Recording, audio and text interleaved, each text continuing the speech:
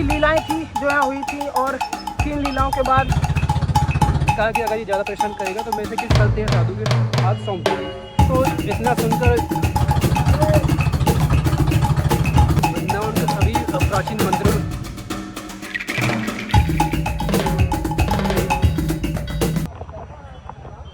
तो पहले तो जय श्री राम सबकी, और welcome back to the channel. तो दोस्तों कैसे हो आप सब? आई होप सभी अच्छे होंगे। और एक नई सुबह और नई जर्नी के साथ मैं और राहुल दोनों आ चुके हैं वृंदावन। यार मोस्टली लोग वृंदावन आते हैं, मौज मस्ती करते हैं, मंदिरों के दर्शन करते हैं, परिक्रमा लगा के चले जाते हैं। पर क्या आप जानते हैं कि वृंदावन में सबसे पुराना मंदिर कौन सा है, जो बाकी बिहारी से भी पुराना बताया जाता है?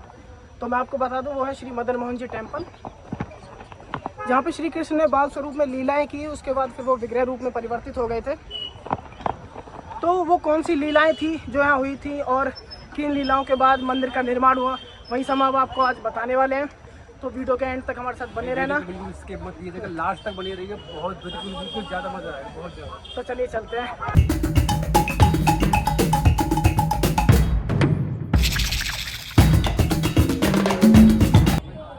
जैसा कि भोला ने आपको बताया कि मदन मोहन का मंदिर वृंदावन के सभी प्राचीन मंदिरों में से एक है, जो कि 5000 साल से भी काफ़ी पुराना है। वैसे तो श्री कृष्ण ने यानी कि वृंदावन के अंदर हर एक कर्ण में, हर एक कोने में अपनी लीलाएं करी है, पर मदन मोहन के अंदर जो लीलाएं श्री कृष्ण ने करी थी, तो वो उसको आप सुनेंगे तो आपको भी काफ़ी ज़्यादा प्रसन्नता मिलेगी। कहा जाता है कि चैतन्य महाप्रभु, जो कि वैष्णव धर्म के संस्थापक थे, तो उन्हें यह जब एहसास हुआ कि श्री कृष्ण की लीलाएं और उनके तीर्थ स्थल किसी तरीके से विलुप्त हो रहे हैं, तो उन्होंने सनातन गोस्वामी को यानी कि उनका आभास किया, उनको बुलाया और काशी के अंदर उन्हें 2 महीने के लिए शिक्षा देकर सनातन गोस्वामी को ब्रज के अंदर रवाना कर दिया। तो जब सनातन गोस्वामी जी अपने यानी कि ब्रज के अंदर आए, तो उन्होंने श्री कृष्ण की लीलाएं का महान किया, गुणगान किया और भिक्षा के रूप में ब्रज के अंदर रहने लगे। तो एक दिन की बात है कि जब वो मथुरा के अंदर श्री कृष्ण की लीला का गुणगान करे, तो वे भिक्षा लेने के लिए एक चौबे जी के घर पर गए। तो वहाँ पर उन्होंने चौबे जी के घर के अंदर 5 साल के बच्चे को खेलते हुए देखा। तो जैसे ही उन्होंने 5 साल के बच्चे को खेलते हुए वहाँ पर देखा, तो उन्होंने माताजी से पूछा कि चौबे जी की पत्नी से पूछा कि ये बालक किसका है। तो चौबे जी की पत्नी ने बताया कि ये बालक मुझे यमुना के किनारे खेलता हुआ मिला था। तो मैंने इससे कहा कि अगर ये ज़्यादा परेशान करेगा तो मैं इसे किसी संत या साधु के हाथ सौंप दूँगी। तो इतना सुनकर वो वहाँ से, जो भी सनातन गोस्वामी जी भिक्षा लेकर वहाँ से निकल दिए। तो उस समय क्योंकि मदन मोहन जी का एक बाल स्वरूप था, तो वो सोचने लगे कि मुझे तो सनातन गोस्वामी के साथ जाना है। अब यह सुनकर उन्होंने श्री कृष्ण ने लीला रची, क्योंकि ये उनकी एक लीला का ही एक हिस्सा था। तो सनातन जो मदन मोहन जी थे, क्योंकि उस समय बालक स्वरूप में थे, तो अपनी माता जी के साथ जानबूझकर शरारत करने लगे, ताकि वो उन्हें सनातन गोस्वामी का हाथ सौंप दे और वो सनातन गोस्वामी के साथ जा सके।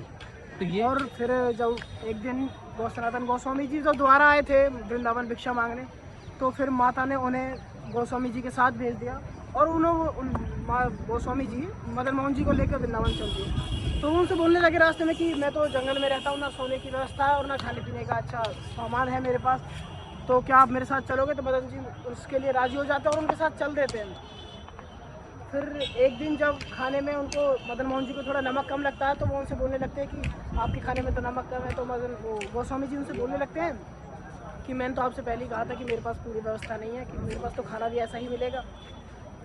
तभी वो चुप हो जाते हैं मदन मोहन जी, और उनसे कुछ नहीं बोलते। फिर क्या होता है कि यमुना जी के किनारे से एक जहाज़ जाता है, पंजाब के जो सूबेदार होते हैं उनका, तो वो ख़राब हो जाता है। तभी ख़राब होने के बाद वो सनातन गोस्वामी जी के पास व्यापारी पहुंचता है। फिर वो उससे बोलता है कि गोस्वामी जी मेरा जहाज़ ख़राब हो गया, क्या आप मुझे कुछ कर सकते हो उसमें? तो गोस्वामी जी उनसे बोलते कि आपके जहाज़ में ऐसा है क्या? फिर उनसे बोलता है व्यापारी कि मेरे जहाज़ में तो नमक है और फल फ्रूट है। तो गोस्वामी जी समझ जाते हैं कि ये तो उन्हीं की लीला, कि कुछ समय पहले मदन मोहन जी उनसे नमक मांग रहे थे। तो फिर वो बोल देते हैं कि यमुना के किनारे आप जाओ, वहाँ पे एक बालक बैठा सनातन गोस्वामी समझ जाते हैं कि ये जो लीला रची है मेरे प्रभु ने रची है।